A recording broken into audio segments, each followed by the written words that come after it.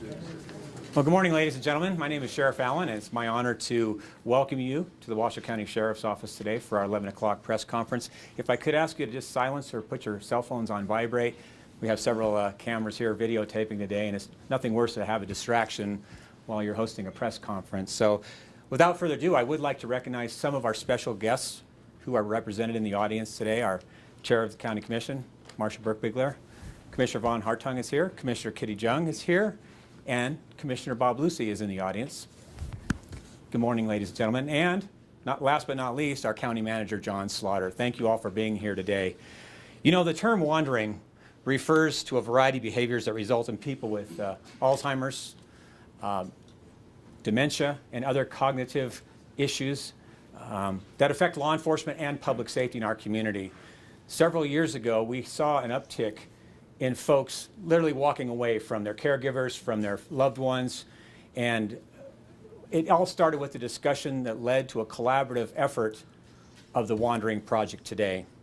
So before I introduce our guest speakers this morning, I would like to recognize some of our community partners, most of whom will be speaking this morning. My far left over here is Jacob Harmon. He is the Alzheimer's Association of Northern Nevada's director. Next to him is Helen McFadden. She's going to share a testimonial with you this morning. Ann Schiller is with Catholic Charities and our Kids to Seniors Corner. Ken Rederath is with, Department of Social Services. And of course, our Reno Police Chief, Jason Soto, is here with us this morning. So again, folks, thank you for being here. In the last few years, local law enforcement have increasingly responded to calls for service to assist locating people, young and old, with cognitive impairments such as Alzheimer's, who had wandered away from their caregivers' homes and were found in very unsafe conditions. Coming together as a community, we developed the Wandering Project, and I don't want to steal their thunder this morning, but I do want to introduce several guest speakers to talk about that, its importance to our community. And our first speaker this morning to discuss this in more detail is Jacob Harmon with Alzheimer's Association of Northern Nevada.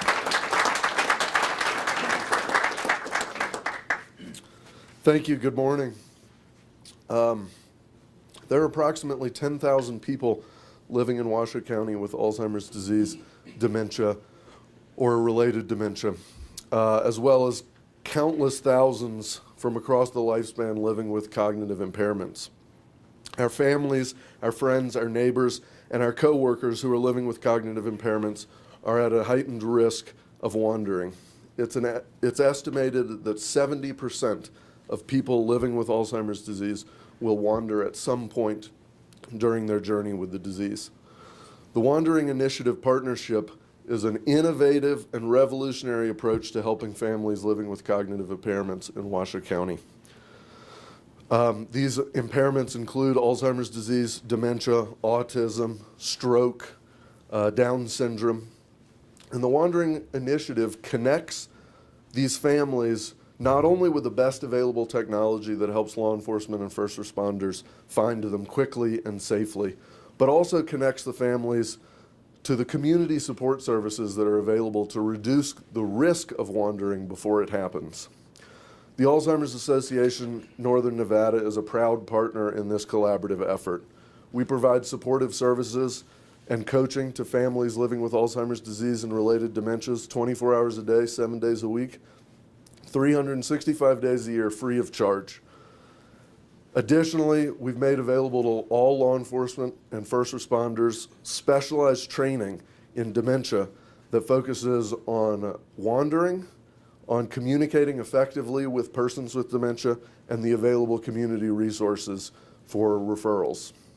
So without further ado, I'd like to introduce a very special person, Helen McFadden, who's a caregiver, and she's going to share with you a personal story about how wandering has affected her. Helen? Hello.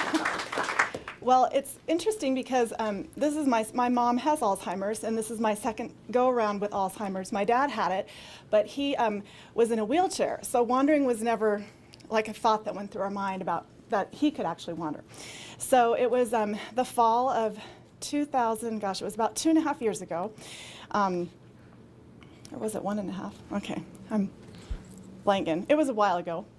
But it was a fall morning, and I went over. My mom lives on a property. We live in Pleasant Valley. Eric Sproutley is my neighbor. Is Eric here? There's Eric. And we were blessed enough to build a guest home, like a mother-in-law quarter, on our 1.5-acre property. So she literally lives across my driveway in a 1,000-square-foot home. It's a great little setup. And she had had Alzheimer's for probably about 4 to 5 years at this point. Very, very slow onset. We believe brought on by a thyroid disorder. So I went over in the morning to give her pills, and her door was open, and it was always locked. I always had to unlock it with a key. And I just, her house isn't that big, so I looked around, and I mean, just that feeling, I don't think you'll ever know it until you experience it, like she was not there. And so we live kind of on a hill, and so we figured she doesn't walk super great. She, her has balance issues. So we figured she couldn't really go up. So we started to just look on our property and go down. And after about 15 minutes of looking under beds and all over our property, we realized, she is gone. And so I called my good friend, Eric Sproutley, blessed enough to have him as a neighbor and good friend, and he didn't answer, and I was just like, call me right away. And so then we called 911, and there started the whole process. But what I will say is that the sheriff's department was amazing. I had a lady, I wish I knew who it was. Do you remember who it was, Eric? The lady who was like hugging me and holding me, because it's one of those things where you just literally, you see it happen with children who are missing. And so that feeling of just like hopelessness and, all the million scenarios that go through your mind where she could be. But the helicopter soon started the search, and it was about 2.5 hours in. They found her. They spotted her. We knew what she was wearing because her clothes were gone that she wore the day before, so she was in all blue. And we live out in Pleasant Valley, and she was found almost 2 miles up 395 to Andrew Lane in an irrigation ditch. And it was October, and it happened to be the first really, really cold morning of the fall. And she was standing in about this much water, and she had her purse with her, which we were just amazed. We figured she had a lot of cuts on her. She had to go through some barbed wire fence. But when we found her, when the helicopter spotted her and we raced to get her, she was just super confused. But we were told she was in the hospital for about 3 days, and she had onset of mild hypothermia, and we were told that if had another half hour gone by, she probably would have died. So that was just, I guess, the beginning of now what is being implemented, or one of the situations that happened. But I just, we made some changes. Eric suggested this, that we, around her house, we had a fence put up with a combination number lock. And that has been a huge, huge improvement. We never have to worry about her leaving. We dismantled her front door, so she can't even go through the front door anymore. She can only access the other door, and then she'd have to go through the gate. And she doesn't know she would never know the number. And so that's been, about 2.5 years, and we've never had to worry about it since. So that's pretty much been a lifesaver for us. So I just want to say, too, that, this disease is awful, and I just appreciate so much. This is my second go-around, and for anybody who suffers, has a loved one who suffers from it, God bless you for, loving on your, parents and taking care of them, because there's nothing worse. So, thank you.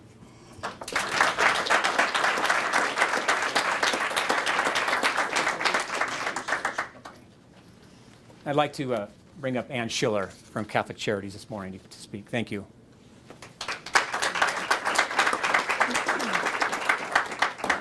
Good morning. Let me take a few things out of my bag that I can show you and share with you. Through this collaborative partnership, we created a wandering prevention kit, and that's what is in this bag here. And I'm going to go through a few of the items that we have in here, and it's just a simple way that we can do some intervention for caregivers and families so that they have a little bit of information that can go a long way. All of these kits are in all of our local law enforcement officers' patrol cars. So when they get these calls for these folks that are out wandering, the officers that respond will be able to talk with the caregiver or family member and provide them one of these kits. And then from there, there's a lot of good information that we can give to them. We have an informational brochure that the folks can use to get local resources to help them with their care, with the care of their loved one. We also have an identification kit so that the folks that you know that you're caring for, you have the current information on them, a current picture, current medications, doctors, that kind of thing. So this is a really good piece of information as well. We have some simple remedies for wandering.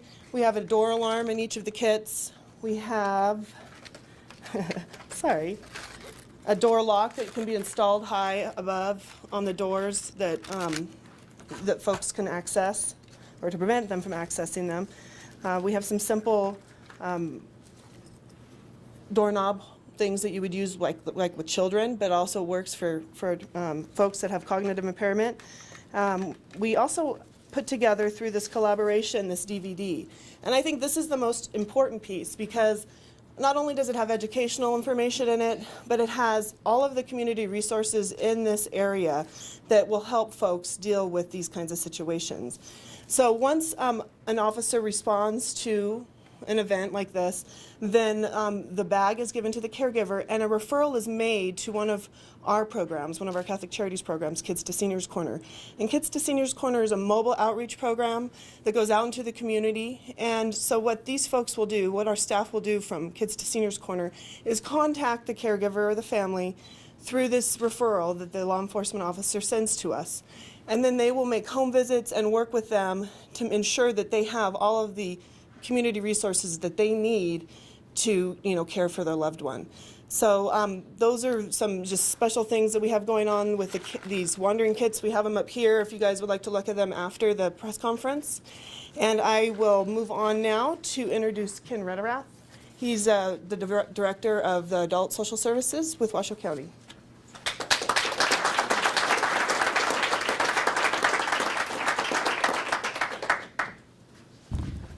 Thank you everybody for being here today. As you can imagine, this is a project that's near and dear to social services. These are the people that we see out in our community every day that need help, and this is a program that really is going to bring a resource to people in our community that they quite honestly haven't had in the past. We were very fortunate in social services to be brought into the program at the beginning, helped to develop the program, and we're also able to contribute to paying for the equipment that actually goes in the patrol cars, in the Raven helicopter, and you'll be seeing a video of that here in a minute that shows how we find someone after they are lost. But what I'd really like to do is talk about just a little bit about, this has been a great public-private partnership. Once again, our community has stepped up and partnered with us to solve a really critical issue. And I'd like to point out, or give a shout out to St. Mary's Hospital. One of our initial things was to build these bags, and as you can imagine, they're not inexpensive. Helen Leadholm from St. Mary's, the CEO of St. Mary's, stepped forward and gave us a $10,000 donation so we could get these bags out into the patrol cars. I'd also like to thank Stephanie Hanna from the Arbors. Those little kits that went on the door, they provided the screwdrivers, so each and every kit had a screwdriver in it. So once again, thank you for everybody, Catholic Charities, all of our partners that make a project like this possible. And with that, I think you're going to see a short video, which is really what is exciting. Thank you. Hi, my name is Deputy Marston with the Washoe County Sheriff's Office. We're out at the Raven Hangar today to talk about a new program we're getting ready to launch. It's called the Wandering Prevention Program. It deals with cognitive disorders such as people with Alzheimer's, dementia, Down syndrome, anyone that tends to wander that becomes a great danger when they go missing. The best that we could do is try to find these individuals as quickly as possible. The program that we set out first was for information bags with community resources and some goodies for the first layer of protection, like small little door alarms and stuff like that. They go in the trunks of the vehicles of the emergency first responders. When they show up on scene and they find a family that is in need, that's taking care of a loved one that suffers from some of those issues, they'll leave them with a wandering prevention bag. In that bag, they have a ton of resources and little goodies such as door alarms, doorknobs, door locks, and stuff like that that the first responders can leave with the the caretaker. Part 2 of our program is the Care Track program. We set our clients up with a wristband that sends out a signal. The officers on the ground are equipped with equipment to go out and locate that missing person.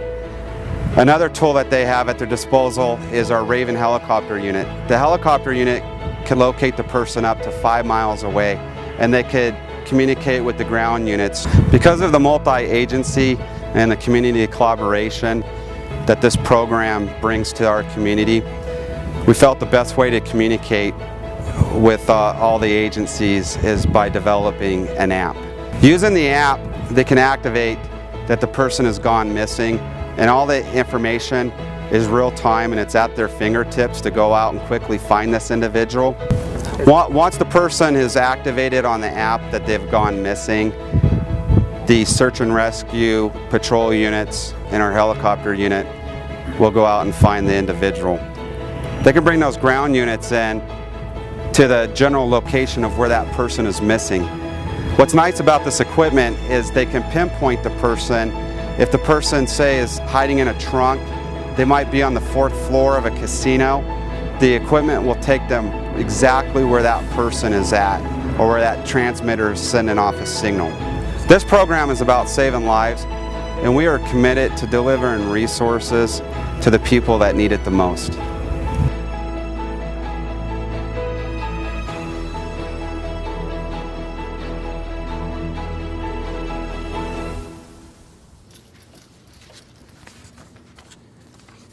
Well, I want to thank everybody for being here today, and I'd be remiss not to mention and call out Deputy Sean Marston. Both he and Deputy Clint Player are part of the Vulnerable Persons Unit for the Washoe County Sheriff's Office. And I'd also like to cite Captain Retired Dwayne Meyer, because he recently retired as a captain from the Sheriff's Office, but he was also very instrumental in leading the peace that the Washoe County Sheriff's Office currently has today. So, gentlemen, thank you for what you do every day. Captain, hope you're enjoying retirement, and thank you for being there for us. And for our media partners here, too, we do have a lot of the equipment that you saw in the video here for you to get more information about up close and personal. I know our representatives are anxious to talk to you more in depth about what they do and how they participate. And lastly, I'd just like to close with thank you for the collaborative effort. I mean, it's not about the Sheriff's Office. It's about all of our local law enforcement partners here in Northern Nevada. It's about our community. It's about our other members of the Washoe County government. You heard from Ken Redroth, our Director of Social Services. So thank you all for what you do. For our community partners here today and others who you work closely with, thank you for what you do. Because I think with all of us, we're stronger. And that's what makes this such a viable program. So again, thank you for your time this morning. And again, these folks will be around to accommodate the personal interviews. And have a great day. Appreciate it.